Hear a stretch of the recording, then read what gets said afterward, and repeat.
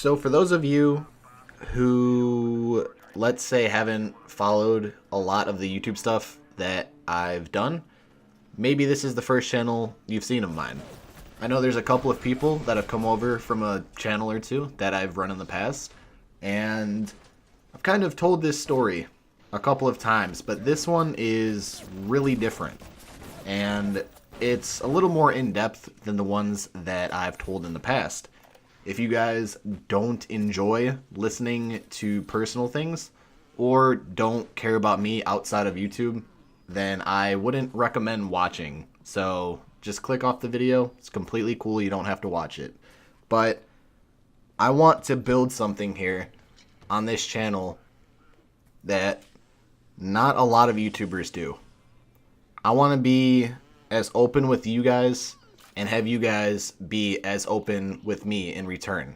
So there's 4 games in particular that I want to really discuss. They're not all going to be in this video. This one is going to focus on Bioshock 2, 1, and Infinite. I don't know why I put 2 first. That's completely my fault. But I'm just going to look at the Bioshock series. The next one, it's going to kind of be a similar story as well, but a little bit more recently because this game came out in 2013 along with Bioshock Infinite. So here we go. This is how Bioshock 2, and Bioshock Infinite all helped save my life. So for those of you who don't know, and I don't know if I've explained it here on this channel yet, I have a couple of different mental illnesses. The severest form of depression that you can have, the severest form of bipolar, and one of the severest forms of anxiety. I actually had a lot of help over, let's say, my high school years, and maybe a year or two outside of high school, or graduating high school, sorry. But I've been on all of these different medications, and honestly, I feel that the medication just made everything worse. So why is that important that I'm telling you guys this? It really just puts the whole story and just the overall importance of these games into perspective.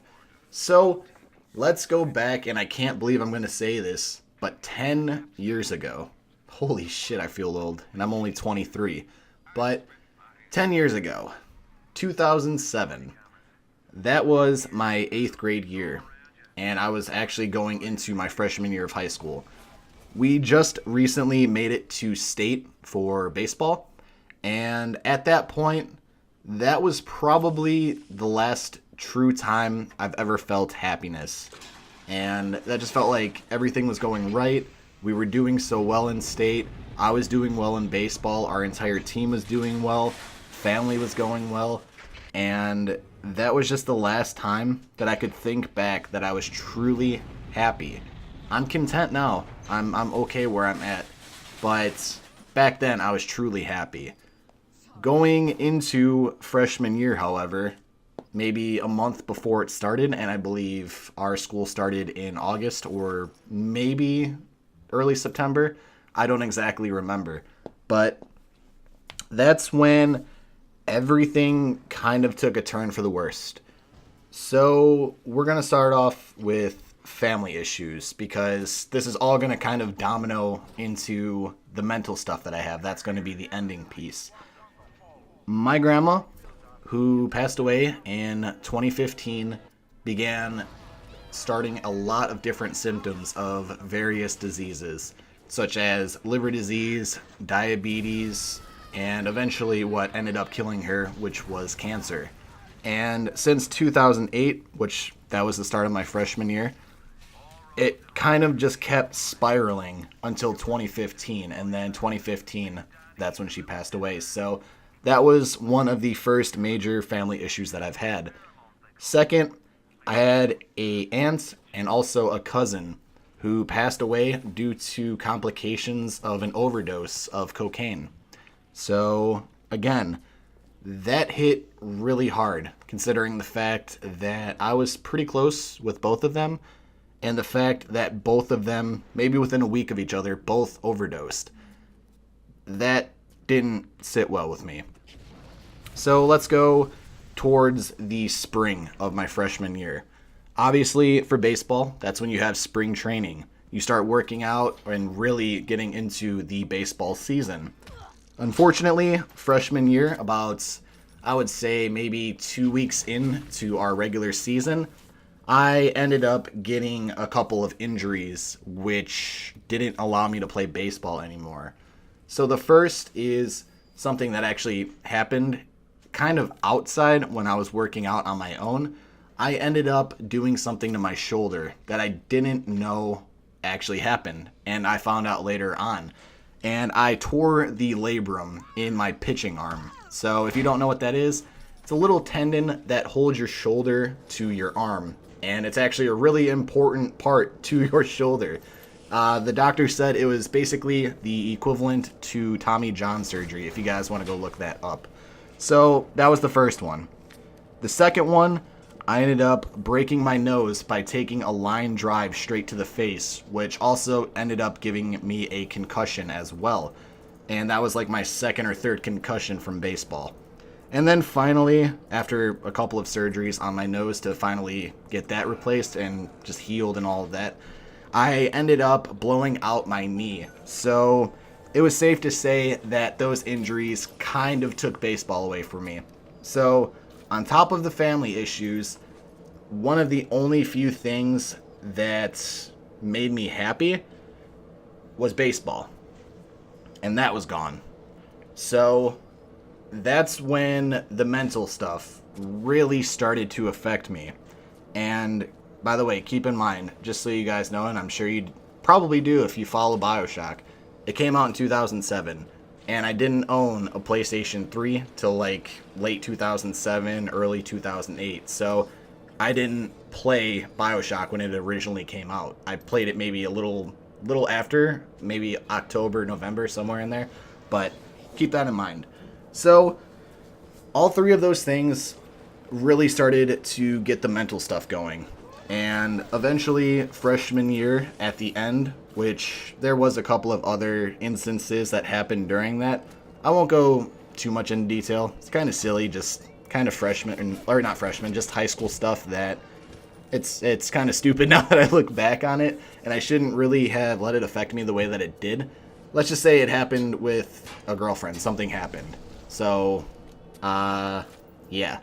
But anyways, so on top of that, I just had all of these other minor issues occurring at once. My grades started falling. My home life was god-awful. My mom, she was at work all the time, so she didn't exactly know what was going on. And I still don't feel comfortable talking about this, but I'm going to anyway, because like I said, I want to be as open with you guys as possible. So, I was abused. Just a lot of mental abuse. Some physical, that was a rare occurrence, but a lot of it was mental. You know, someone telling me that I wouldn't amount to anything. I'm worthless. I shouldn't be alive. I'm glad you have depression. Stuff like that. And that really kind of ingrained itself into my head. And it was my stepdad who actually did that. Nowadays, we're civil just because of my mom, as well as him actually giving me two of the best things in my life, which is my two younger sisters. But I think that'll always be stuck in the back of my mind, just that entire time period. And that happened from my freshman year to my junior year until I finally decided to step up and stand up for myself. But freshman year, at the end of it, I tried ending everything. That's where everything led to. It got to the point where all of these different problems just made me have a meltdown. And I shouldn't be here, but thankfully I am. It was probably the biggest mistake I've ever made, honestly. So, I still regret it to this day. I absolutely hate myself for it. But that was, like I said, 2008. And at the beginning, I ended up picking up Bioshock. Didn't play it though, just because I didn't know anything about the game, and at that time, there was a lot of different things that I was trying to focus on fixing that really I had no control over. And that's looking back at it now. But then eventually, after I tried making that mistake or tried ending everything, whatever you want to refer it to, that's when I started playing Bioshock. Absolutely fell in love with the game. It made me forget about everything that was going on mentally.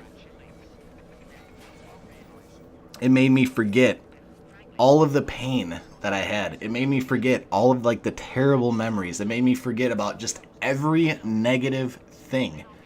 I could go into this virtual world and just honestly lose myself in it. And that's when I just honestly knew I needed to stay. I don't know. It's just hard to put into words because it just seems silly. It's a video game, right? But the fact that one thing in particular helped me get out of that depressive state is amazing. And then I would just constantly play that game over and over, and I can do different things. I could play different ways. I could use different plasmids, power-ups, weapons, whatever it may be. There was so much replay value to it, and I just fell in love.